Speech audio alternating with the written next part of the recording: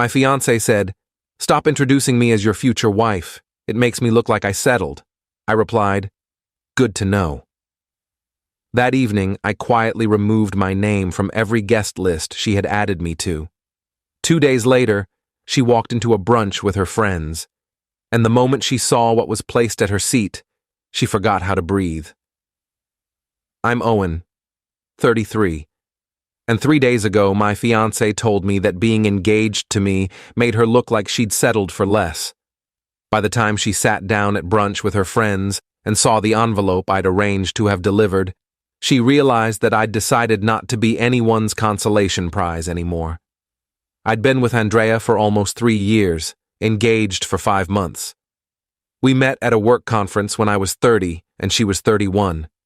She worked in corporate law, I'm in finance. We hit it off immediately, same sense of humor, similar backgrounds, both wanted marriage and kids eventually. The relationship progressed naturally. We moved in together after a year, got engaged last spring, set a wedding date for next October. But about 2 months ago, something shifted. Andrea started making comments about my career, my social circle, my potential. Nothing overtly cruel, just these little digs that added up. "You're comfortable where you are, aren't you? Don't you want to aim higher? My friends' partners are all directors or VPs by now. I make good money. Not executive level, but solid 6 figures. I'm happy with my work-life balance." I thought Andrea was too. Apparently not. 3 weeks ago, we went to her friend Vanessa's engagement party. Big event, lots of Andrea's social circle there. When we walked in, I introduced us to some people Andrea wanted to network with. "Hi, I'm Owen, and this is my fiancée, Andrea." Later that night in the car, she brought it up. "Can you not do that?" "Do what?" "Introduce me as your fiancé. It's just weird." "Weird how? We are engaged." "I know, but you don't need to announce it like that. It makes me feel like you're, I don't know, claiming ownership or something." I let it go. Figured she was tired, the party had been long, whatever. But then 2 nights ago, we were at a dinner with some of her colleagues. Old law school friends, people she'd known for years. When someone asked how we knew each other, I said, "Andrea's my future wife. We're getting married next October." The table went quiet for a second. Then conversation resumed. But Andrea's face had gone tight. On the drive home, she exploded. "I asked you not to introduce me like that." "Like what? As my future wife? That's literally what you are." "It makes me look like I settled. Like I couldn't do better, so I just picked you." I felt like I'd been punched. "You think marrying me makes you look like you settled?" "That's not what I meant." "That's exactly what you meant. You just said introducing you as my future wife makes you look like you settled. How else am I supposed to interpret that?" "You're twisting my words. I'm just saying you don't need to be so public about it. My friends are all marrying doctors, executives, entrepreneurs. And you're fine. You're good at what you do, but you're not ambitious like them. When you announce me as your fiancé, it highlights that. Highlights that you're marrying someone you consider beneath you." "I didn't say beneath me. You said I make you look like you settled." "Same thing." She went quiet. Didn't apologize, didn't take it back. Just said she was tired and went to bed. I sat in the living room for probably 2 hours thinking. Then I made some decisions. First, I pulled up every event Andrea had RSVP'd us for over the next few months. Her friend's wedding shower, a law firm gala, her college roommate's birthday party, several brunches and dinners. For all of them, she'd added me as her +1 without asking. Just assumed I'd come along as her accessory, her partner she was apparently embarrassed to claim. I went through each event and removed myself from the guest lists. Sent polite emails to hosts saying I wouldn't be able to attend, apologizing for the late notice. Some of them were Andrea's close friends who had my email from previous events. I kept the messages brief and professional. Then I did something else. I contacted Andrea's best friend, Melissa. We'd always gotten along well. I asked if she'd be willing to help me with something at this weekend's brunch, a group thing Andrea had planned with her inner circle. Melissa was hesitant until I explained what Andrea had said. Then she agreed immediately. The next morning, Friday, Andrea acted like nothing had happened. She was getting ready for work, talking about wedding planning, asking if I'd confirmed our RSVP for her friend Sarah's wedding shower that weekend. About that, I said. I canceled my RSVP. What? Why? Because you're embarrassed to introduce me as your fiancé. So I figured you'd rather go to these events solo. Avoid the whole settled thing. Owen, don't be ridiculous. I'm not being ridiculous. I'm respecting your wishes. You don't want people knowing you're marrying me because it makes you look bad. So go to your events alone. Problem solved. You're being childish. I'm being clear. You said what you said, I heard you. Now I'm acting accordingly. She stared at me. So you're just not coming to Sarah's shower? Or any of the other events you signed us up for? I went through the list last night, removed myself from everything. You can't just... I can, and I did. If you're embarrassed to be engaged to me, don't bring me. Simple. I left for work. She texted me throughout the day, first angry, then defensive, then trying to backtrack. I didn't mean it the way it sounded. You're overreacting. Can we please just talk about this? I responded once. I heard exactly what you meant. Enjoy your brunch Sunday. Update 1, Saturday.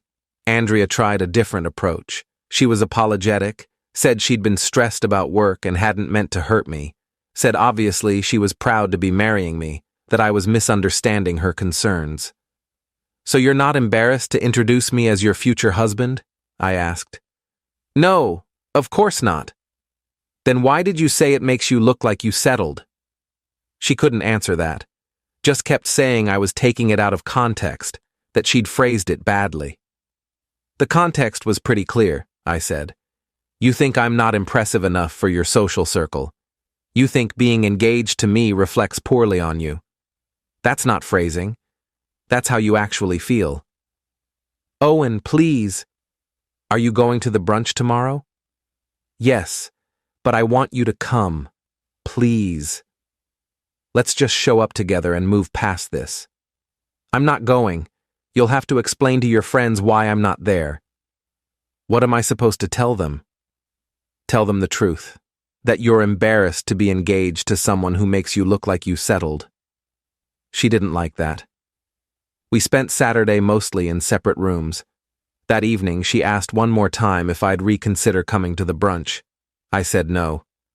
She went to bed frustrated. What Andrea didn't know was that I'd already coordinated with Melissa. The brunch was at a nice restaurant, one of those trendy, bottomless mimosa places Andrea's friend group loved.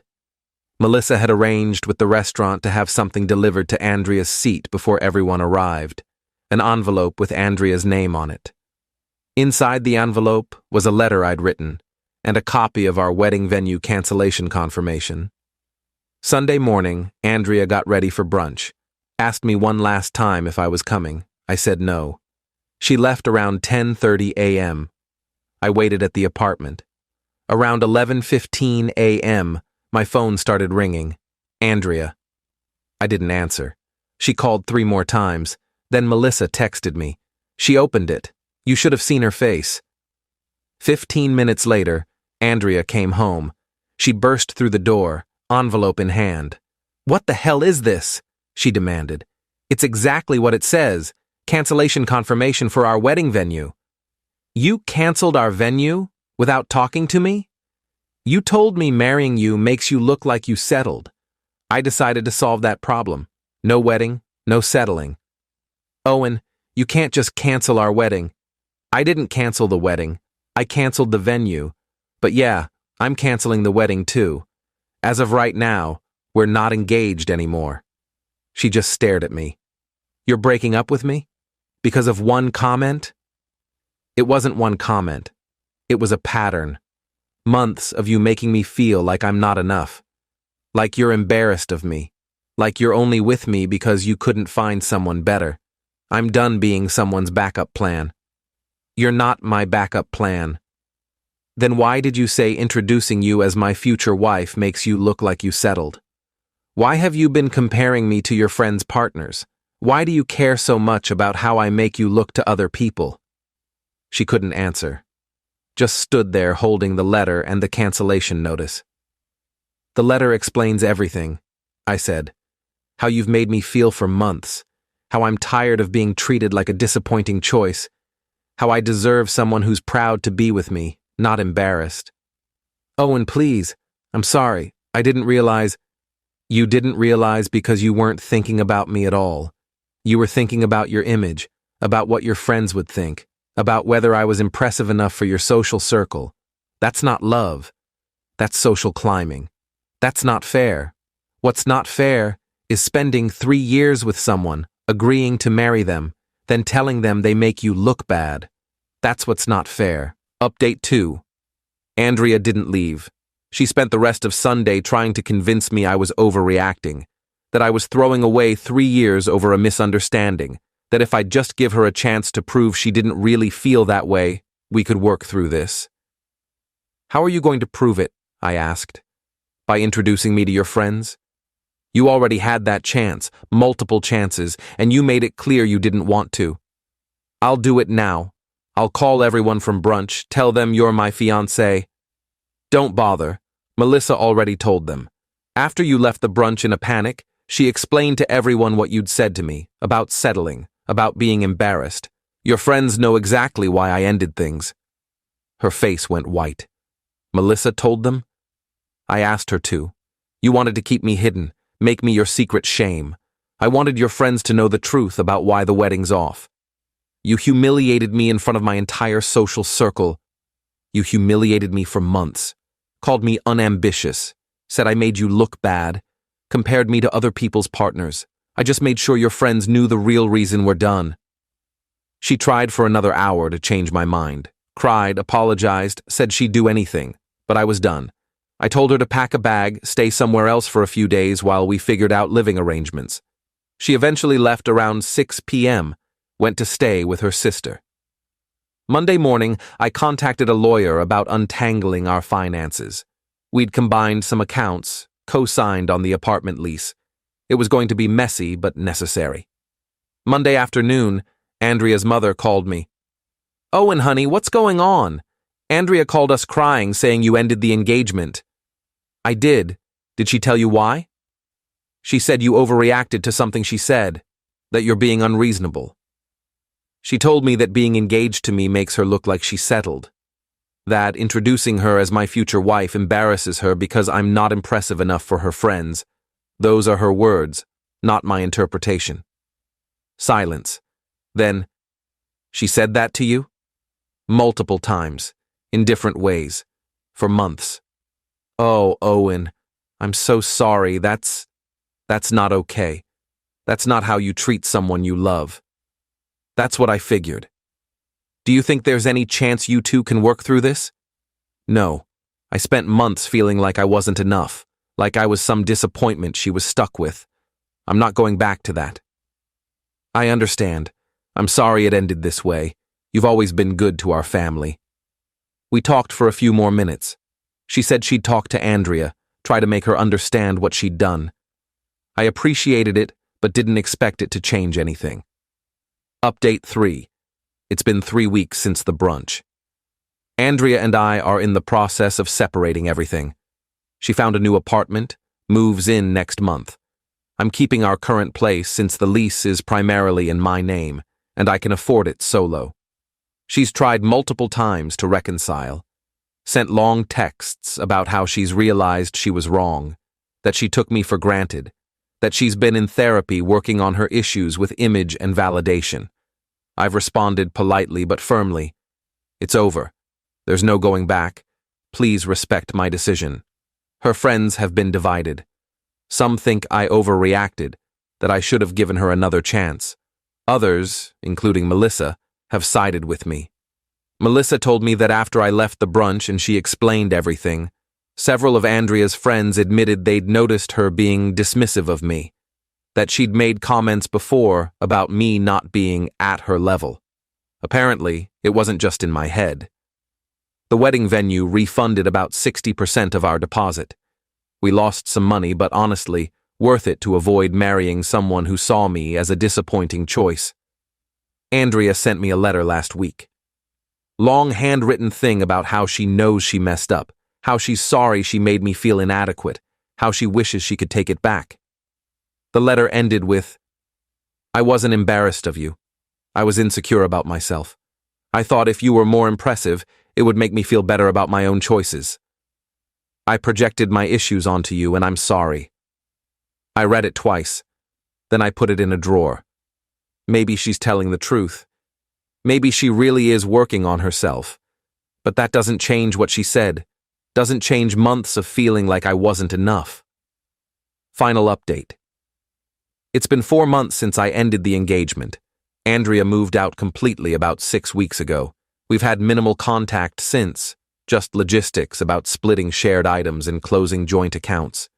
Everything's finalized now. We're completely separate. I heard through Melissa that Andrea's been struggling. Lost some friends who sided with me or just got tired of the drama. Her family's disappointed in how she handled things. She's still in therapy, apparently, working through whatever made her so concerned about appearances and status. I ran into her once, about 3 weeks ago, at a coffee shop near our old apartment. She was with someone. I don't know if it was a date or just a friend, but she saw me, and her face went pale. I gave her a polite nod and kept walking. Didn't stop to chat, didn't engage, just acknowledged her existence and moved on. She texted me later that day. "It was good to see you. You looked happy. I'm glad." I didn't respond. My life's gotten significantly better since the split. I've reconnected with friends I'd neglected during the relationship. Started rock climbing, something I'd always wanted to try. Been dating casually. Nothing serious yet, but I'm not in a rush. I'm learning what I actually want from a partner instead of trying to be what someone else wants. The biggest change is internal. I don't second-guess myself anymore. Don't wonder if I'm ambitious enough, successful enough, impressive enough. I'm comfortable with who I am and what I've accomplished. If that's not enough for someone, they're not right for me. My brother asked me last week if I ever think about reaching out to Andrea, seeing how she's doing, maybe getting closure. My answer was no. We had closure at that brunch. She sat down and opened an envelope that told her exactly why I was done. That's all the closure either of us needed. Melissa and I still talk occasionally.